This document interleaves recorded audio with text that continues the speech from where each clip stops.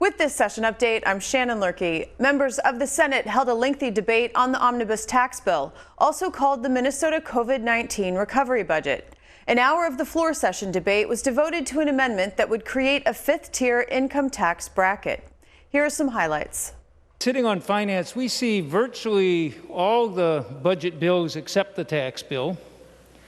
And in doing so, we see all the shortages in what's available in all the budgets. Lack of funding for broadband that we could be using this year, E12, early childhood, things like the special education subsidy that we could address. Higher education, our law, state law says we're going to cover 2/3 of the cost of higher education in Minnesota for public education. What are we now, 40%? Students are sinking in debt. Child care, environment, housing. We had a crisis before pandemic. We got a crisis during it that's worse. We got one coming out after it. Mental health, disability services, transportation, zeroing out Metro Transit in the state budget, in these budget things. And every time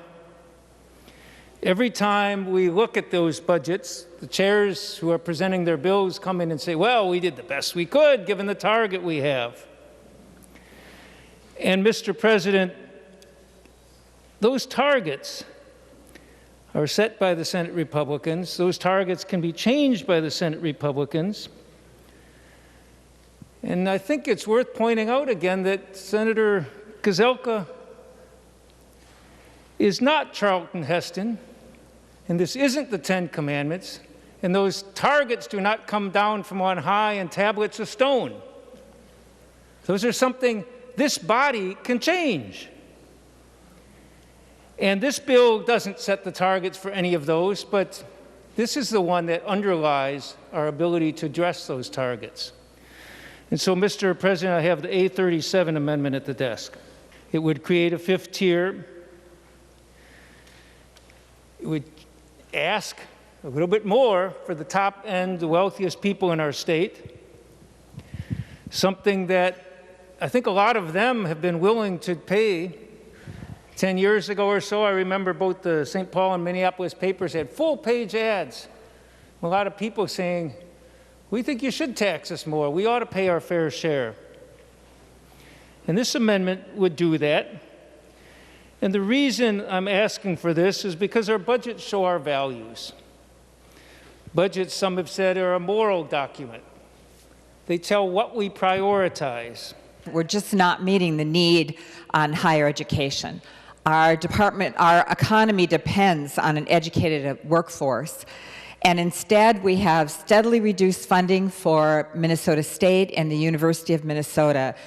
You know, we have a provision in law that's become rather aspirational, that the state would pay 2/3 of the cost of higher education, so that students and their families are only paying 1/3. And over the years, that has reversed. So now the state's only paying 33% of the cost of higher education, but students and families are paying 67%. And as a result, tuition has steadily increased to make up for that reduction. I rise in opposition to the A37 amendment.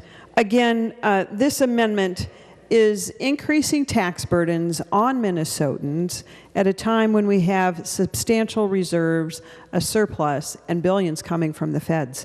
I do want to address one comment, and that is the comment about asking people to pay their fair share.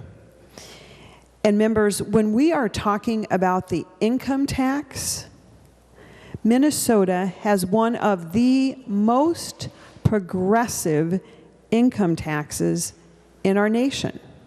This would make it even more so. Progressive income taxes specifically assign higher rates at people who make more. Our income tax rate is so progressive that about 5% of Minnesotans pay about 33% of our income taxes.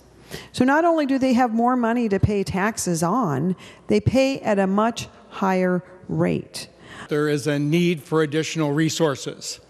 And this is from students, from parents, from locally elected school board members, and others.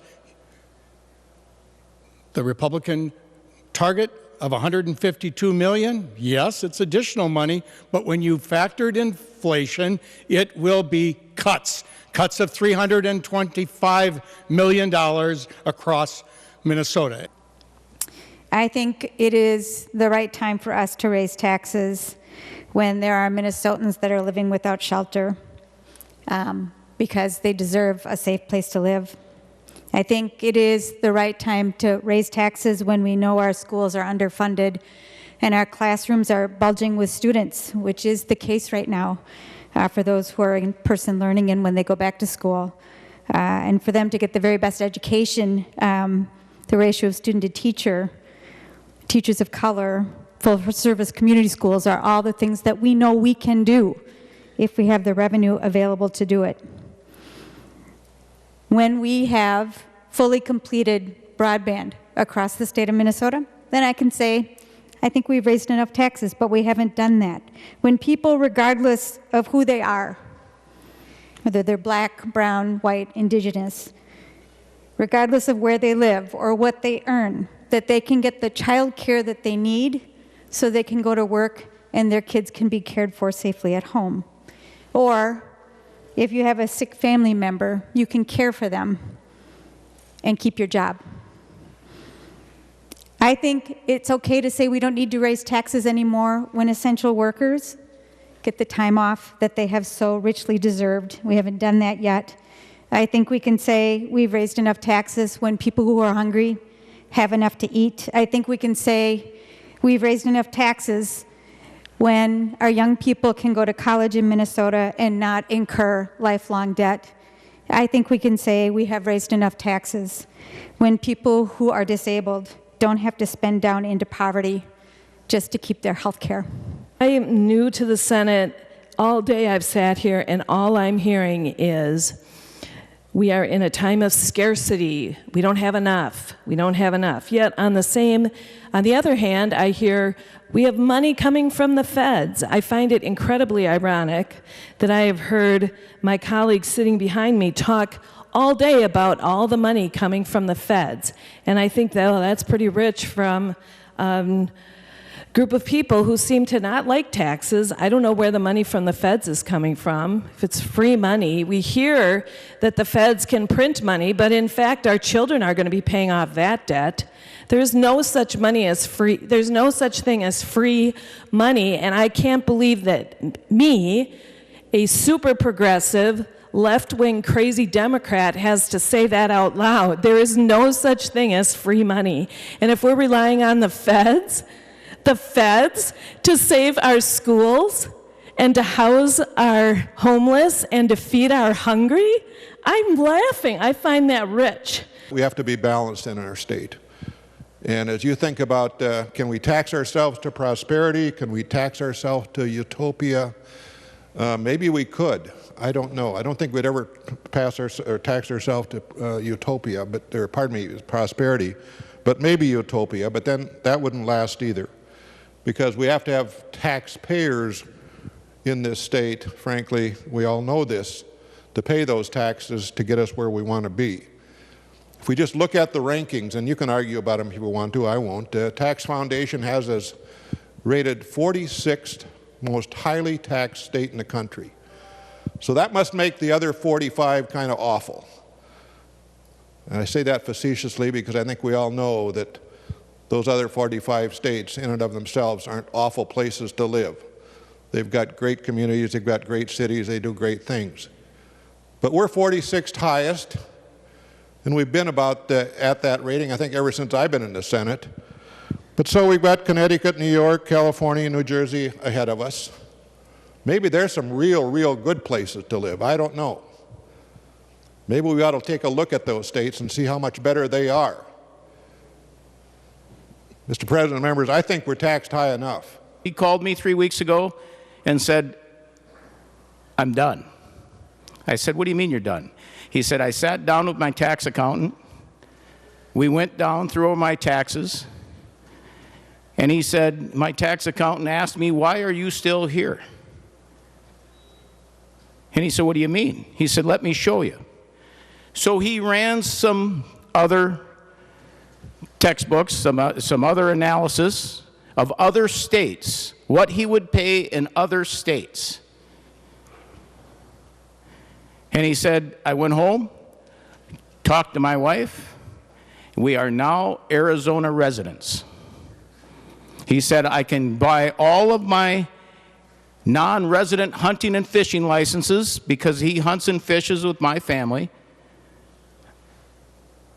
I can come back as many times as I want. I can fly my entire family down to Arizona and still have plenty of cash left over.